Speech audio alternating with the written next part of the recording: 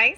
We're ready to read chapter 14 today. So go ahead and turn in your books to page 121.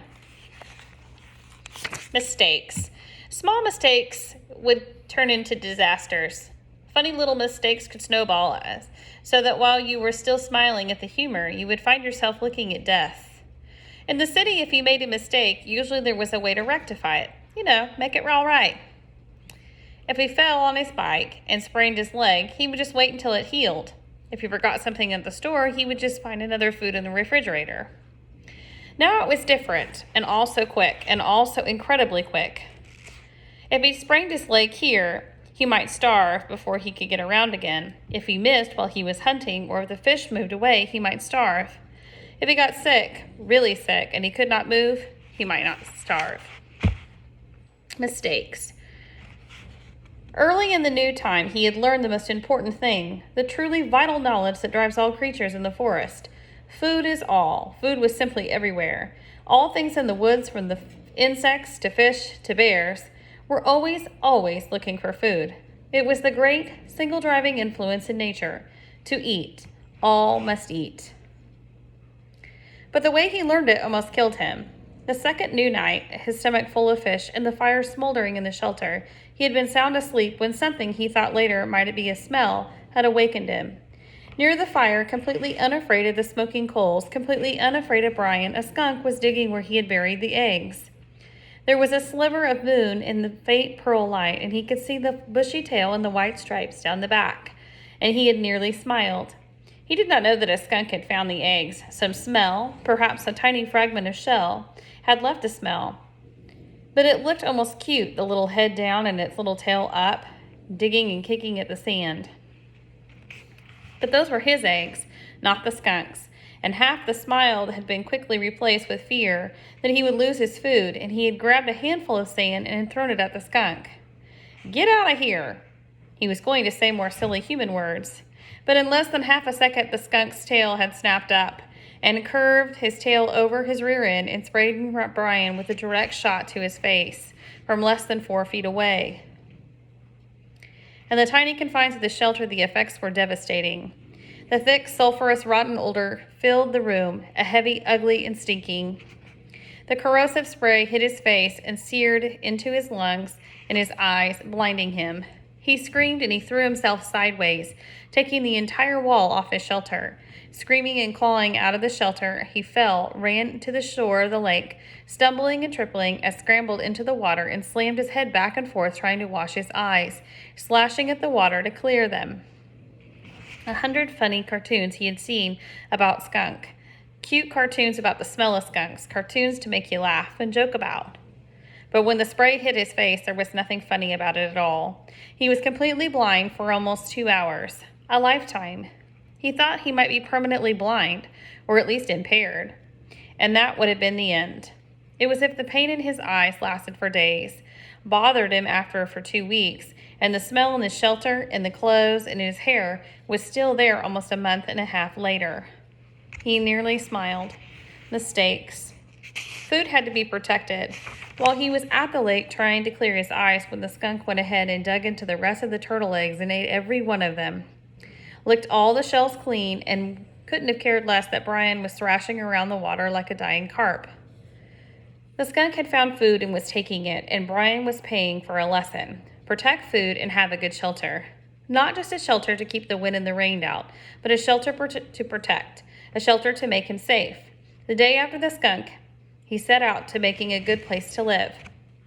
The basic idea had been good, the place for his shelter was right, but he hadn't gone far enough. He'd been lazy. But now he knew the second most important thing about nature, what drives nature. Food was first. But the work for food went on, and nothing in nature was lazy. He tried to take a shortcut and paid for it with his turtle eggs, which he had come to like more than chicken eggs from the store. They had been fuller somehow and had more depth to them. He set about improving his shelter, tearing it down from dead pines up the hill. He brought down heavier logs and fashioned several of them across the opening, wedging them down at the top and burying the bottoms in the sand. Then he wove long branches in through them to make a truly tight wall. And still not satisfied, he took even thinner branches and wove them into a tight weave.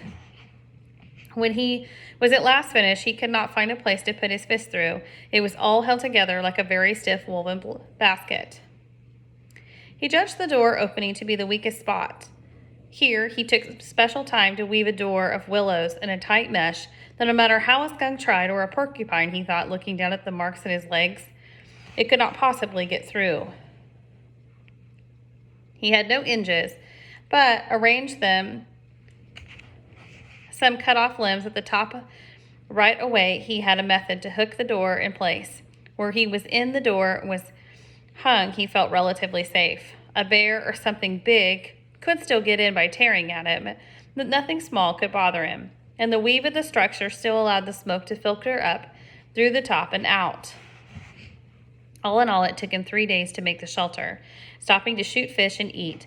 And he went bathing 4 times a day to try and get the smell from the skunk to leave. When his house was done, finally done right, he turned to the constant problem: food. It was all right to hunt and eat, or fish and eat, but what happened if he had had a long time without food? What happened when the berries were gone and he got sick or got hurt thinking of the skunk, laid up temporarily?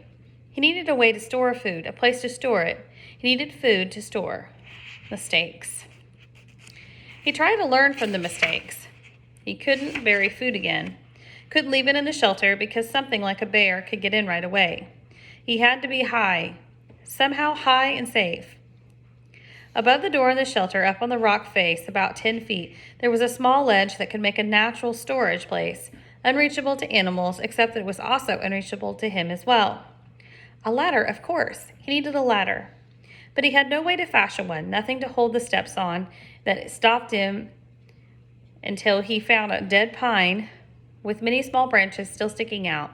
Using his hatchet, he chopped the branches off so that they stuck out 4 or 5 inches, all up the edge of the log. He cut the log off about 10 feet and dragged it over to his shelter. It was a little heavy but dry, and he could manage it. And then he propped it up so that he could climb up the ledge with ease through the trees, and did roll from side to side a bit as he climbed. The food shelf, as he thought, as he covered with bird manure, was carefully scraped clean with sticks. He had never seen birds there, but there was probably because the smoke from the fire went up right across the opening and they didn't like the smoke.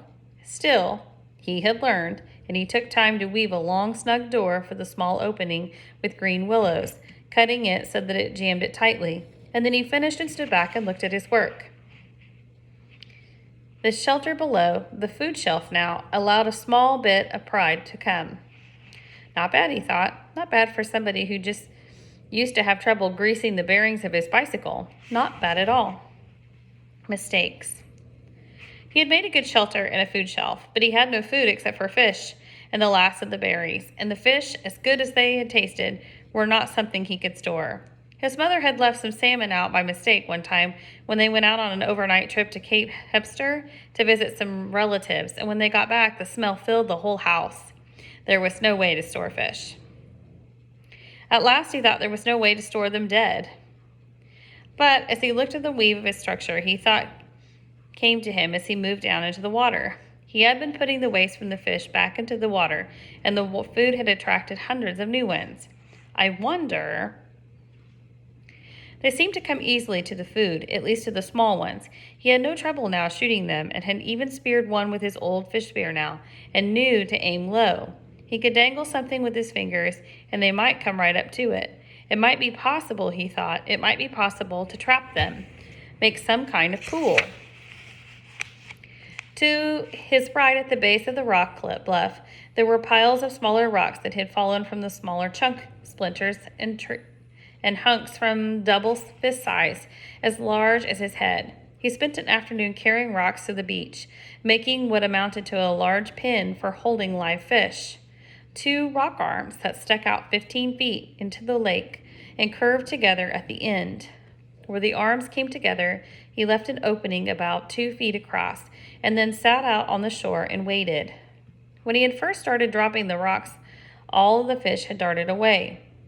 But his fish trash pile of bones, skins, and guts was in the pond area, and the prospect of food brought them back.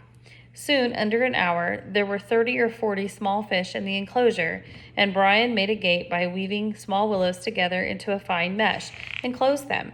"Fresh fish," he yelled. "I have fresh fish for sale." Storing live fish to eat later had been a major breakthrough, he thought. It wasn't just keeping him from starving, it was trying to stay ahead, to think ahead. Of course, he didn't know how sick he would get of fish.